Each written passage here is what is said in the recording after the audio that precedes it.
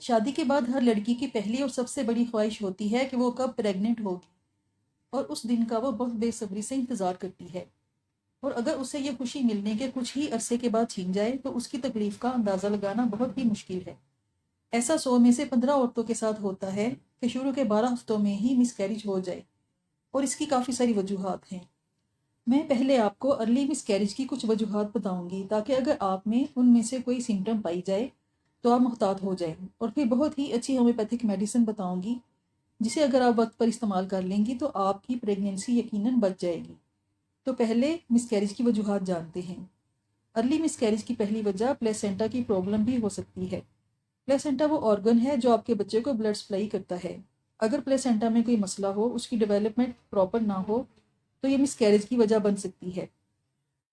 अगर हामला की उम्र 30 साल से ज़्यादा है तो उसमें अर्ली मिसकैरेज के चांसेस बहुत बढ़ जाते हैं, इसलिए उन्हें शुरू से ही बहुत एहतियात करनी चाहिए। मोटापा भी अर्ली मिसकैरेज की बड़ी वजह साबित होता है। स्मोकिंग हमारे माशरे में आम नहीं है, लेकिन मगरबी माशरे में ये काफ़ी ज़्यादा पाई जाती है। स्मोकिंग करने से मिसकैरेज का खतरा बहुत ज़्यादा हो जाता है, इसलिए अगर कोई ऐसी औरत कंसीव कर ले जो स्मोकिंग करती है तो उसे फ़ौरन स्मोकिंग छोड़ देनी चाहिए। चाय कॉफ़ी का बहुत ज़्यादा इस्तेमाल भी अर्ली मिसकैरेज का बायस बनता है।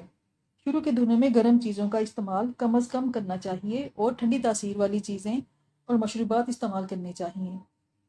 बिल्कुल शुरू में जब अभी प्रेगनेंसी कंफर्म नहीं हुई होती तो अक्सर तेज़ी से सीढ़ियाँ चढ़ने उतरने से या किसी भारी चीज़ को उठाने से भी मिसकैरेज हो जाता है। अक्सर पहली बार माँ बनने वाली लड़कियों को इन चीज़ों का पता नहीं होता और वो बेएहतियाती की वजह से अपना नुकसान कर बैठती हैं। अर्ली मिसकैरेज की सिम्टम में सबसे पहली और मेन सिम्टम ब्लीडिंग है, जो दर्द के साथ भी हो सकती है और बगैर दर्द के भी होती है। थोड़ी मिकदार में ब्लीडिंग होना या ब्लड के स्पॉट लगना अर्ली प्रेगनेंसी में होता है और इसका कोई ख़तरा नहीं होता।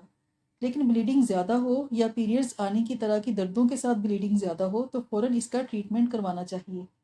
अर्ली मिसकैरेज की दूसरी सिम्टम लिक्विड का डिस्चार्ज है, जो बगैर ब्लीडिंग के भी हो सकता है और बगैर दर्द के भी हो सकता है। अगर ये डिस्चार्ज ज़्यादा हो तो फीटस को नुकसान पहुंच सकता है। खून के जमे हुए लोथड़े भी ब्लीडिंग में खारिज होते हैं।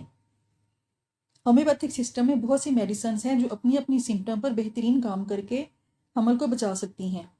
इनमें सबसे पहली और सबसे अच्छी medicine viburnum Oculus mother tincture है। ये मिसकैरेज रोकने की सबसे बेहतरीन मेडिसिन है, ख़ासतौर पर शुरू के हफ्तों में होने वाली ब्लीडिंग, चाहे वो दर्द के साथ हो या बगैर दर्द के हो, रोक लेती है। अगर बहुत ज़्यादा दर्दें हों जो थाइस तक जाएं और ब्लीडिंग इसके साथ हो तो भी ये मेडिसिन वक्त पर लेने से प्रेगनेंसी बच जाती है। अगर यूट्रस अपनी जगह से नीचे की तरफ खिसक जाए और इसकी वजह से मिसकैरेज का खतरा हो तो भी वाइबर्नम बेहतरीन काम करती है। मेडिसिन इस्तेमाल करने के साथ हामला का बेड रेस्ट करना बहुत ज़रूरी होता है। ये मेडिसिन प्रेगनेंसी के शुरू से ही अपने घर में लाजमी रखनी चाहिए और जैसे ही मिसकैरेज की कोई सिम्टम नजर आए तो इसे इस्तेमाल कर लेना चाहिए। वाइबर्नम ओकुलस मदर टिंचर के 10 ड्रॉप्स दिन में 3 बार आधे कप पानी में मिलाकर पी लें और कुछ दिन तक ये जारी रखें। ये मालूमात आपकी नॉलेज के लिए बताई गई हैं। अगर आपको कोई भी मसला पेश आए तो आप अपने करीबी अच्छे होम्योपैथिक डॉक्टर से मिलकर अपनी सिम्टम्स के मुताबिक मेडिसिन लेंगी तो न सिर्फ आपकी प्रेगनेंसी महफूज रहेगी बल्कि नॉर्मल डिलीवरी के चांसेस भी बढ़ जाएंगे। मुझे उम्मीद है कि आपको वीडियो अच्छी लगेगी और अगर अच्छी लगे तो इसे लाइक और शेयर ज़रूर करें और मेरे चैनल को भी सब्सक्राइब कर लें। शुक्रिया।